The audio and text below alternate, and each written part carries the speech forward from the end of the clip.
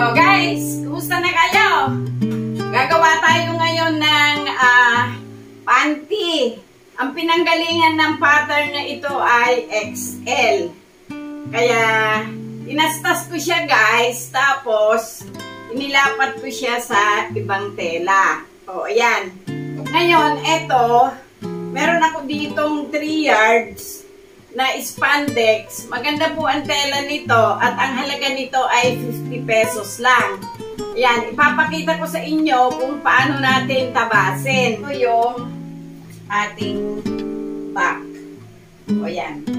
Pag tinabas nyo to, i-fold nyo siya dito guys. Ito o. I-fold nyo siya ng ganito.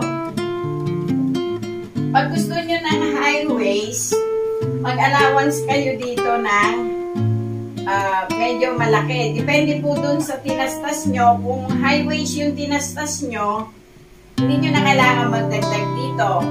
Pero kung yung tinastas nyo ay bikini at gusto nyo i-high waist, magdagdag po kayo dito. Magdadagdag po tayo dito ng 1.5 inch. Dalawa na yun guys. Dalawang back na yun. O ito. Nag-allowance tayo doon ng 1.5 inch. Dito din mag-allowance din tayo.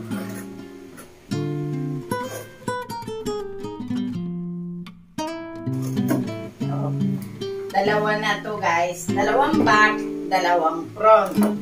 Ngayon, ito, ang kailangan nyo ay 4 na piraso.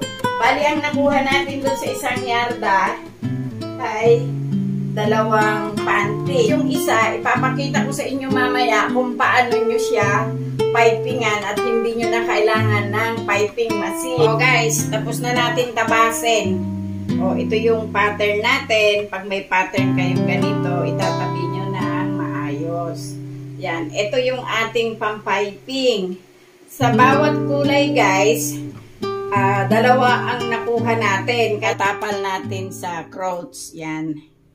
Itong malapad, para din dito sa malapad. Unahin nyo ito, tapos ipatong natin itong pinaka-body. Pag nakapatong na to, idikit nyo ulit itong isang ito. Ayan guys, oh. Ito, papantayin nyo siya doon.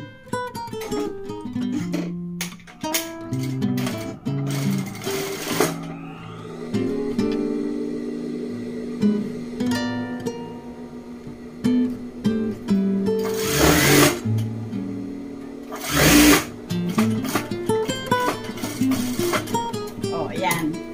Bali, ito yung pinaka-crotch nitong back. Ngayon, para hindi kayo malito, ganito lang po yun. Ito, i-fold nyo ng ganito. O, ito na siya guys ah.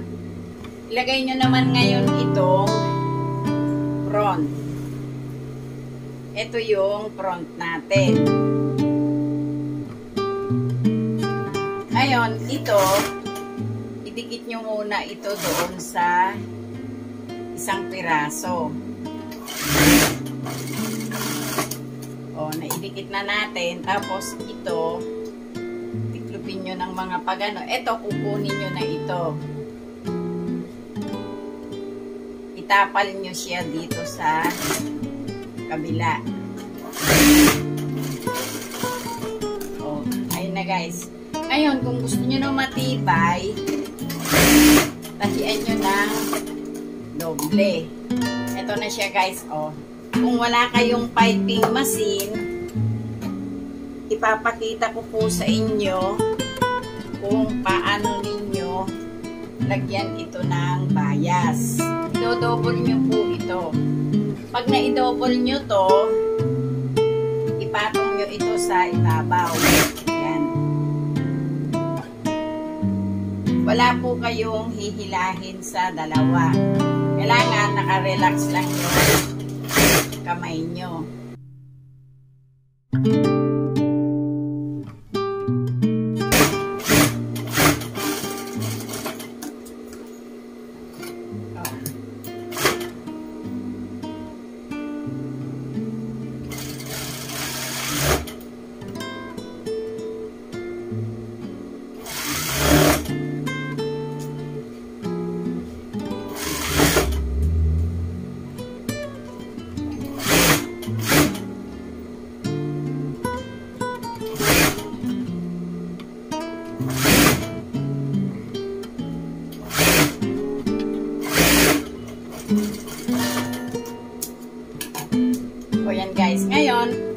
para matibay yung piping natin, dodoblihin nyo dito.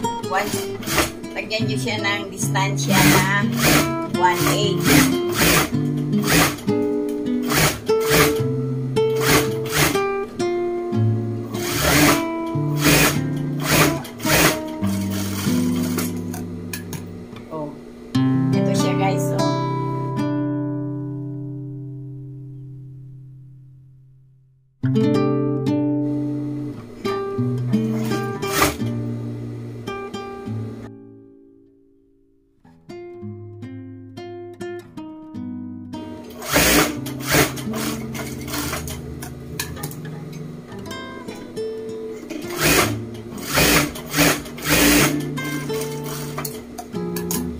O, yan guys, napakatibay na nga ang panty nito. Ngayon, kung wala kayong pipe thread o edging, ganito lang po yun.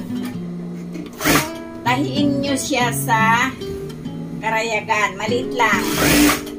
Eto, o. Yan, pagdating sa ganito, ilalak nyo ng doble. Tayo dito sa kabila.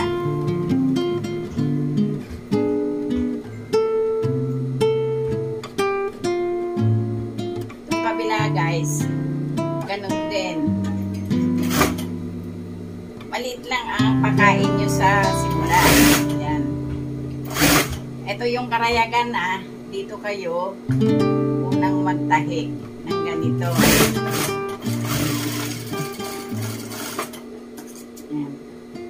Matibay po pag ganito yung gagawin nyo. Ayan, ngayon, babalik na rin po natin. Ayan, ito siya guys.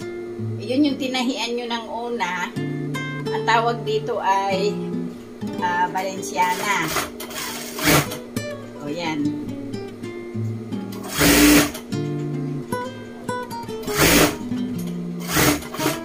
Pagdating dito, mag-lock kayo. Ganon din tong kabila.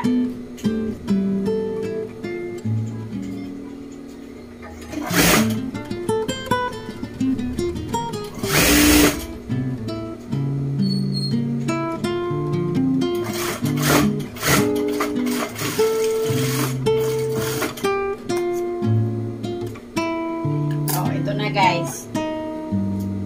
Ito yung wrong side.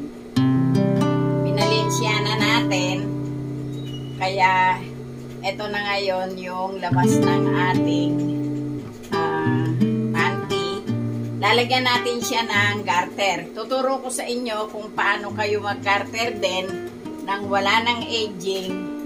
Spandex to. Ang gawin nyo guys, hilahin nyo siya. O, ayan, nasa 22. Ngayon, yung 22, etong garter, 1 inch yung gagamitin ko. Pwede rin po yung 1/4. Ayan. Ito, hatakin nyo mula sa 1 hanggang sa 22. Mag-plus 3 kayo sa dulo. O, ayan. Bawasan natin to ng konti. Ngayon, ito guys, pag nakuha nyo na yon,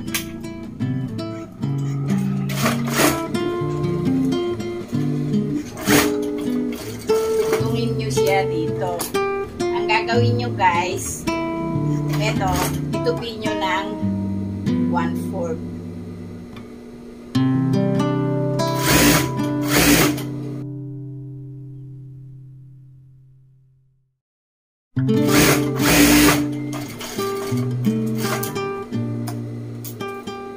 Itong garter na pinutol natin na bali 25 inches, pinagdugtong natin yung 25.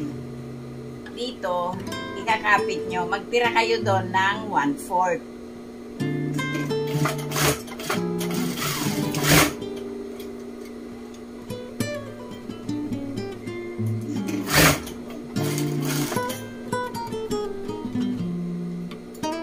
So, ito guys, nakuha na natin. Ngayon, ito, i-fold nyo papasok. Pag na-fold nyo na po papasok, yun.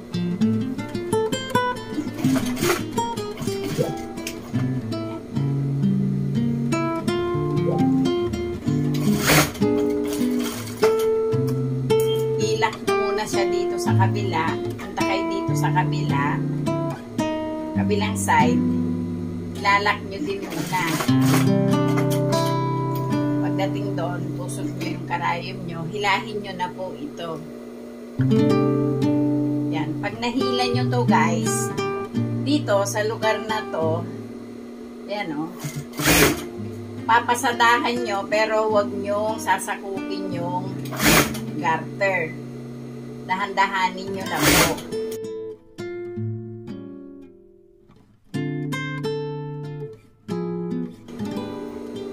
O yan guys o.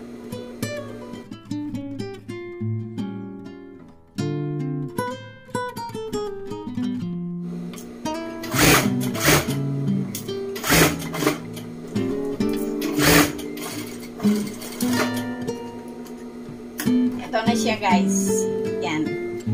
Ito na yung garter natin na walang aging. Yan. Ganito lang siya kadali. Ngayon, gagawin ko naman yung para doon sa piping machine.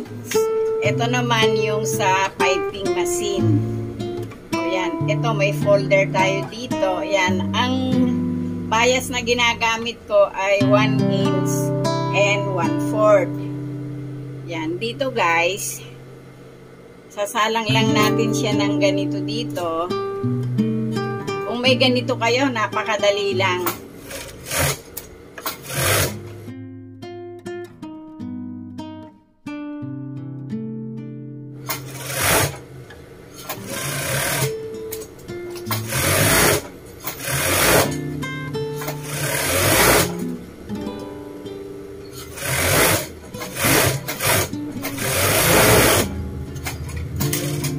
Guys, ganun lang siya kadali. O, ito na yung dinaan natin sa piping machine. Dudugtungin natin yung side.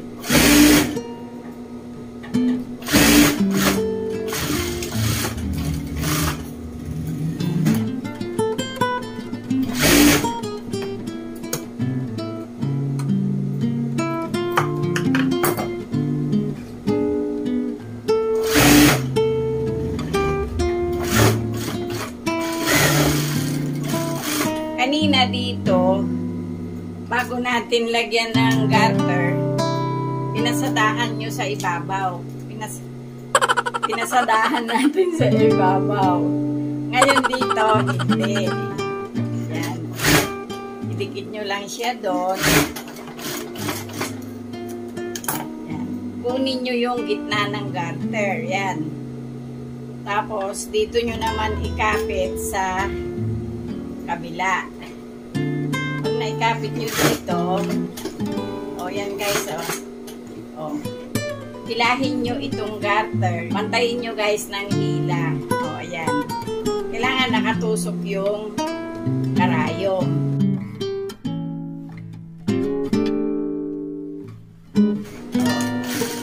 I-edging ko itong paikot.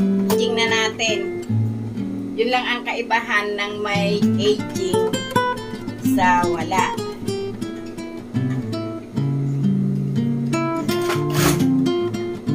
Yan. Pagka ganito kasi, nakadikit na yung garter, kaya hindi na kayo mahihirapan.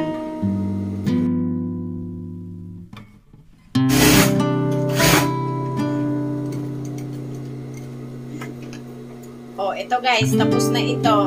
Tatahiin ko yung 4 na piraso kanina na tinabas natin. Ito yung kulay niya. Yan. Yung beige at saka yung olive.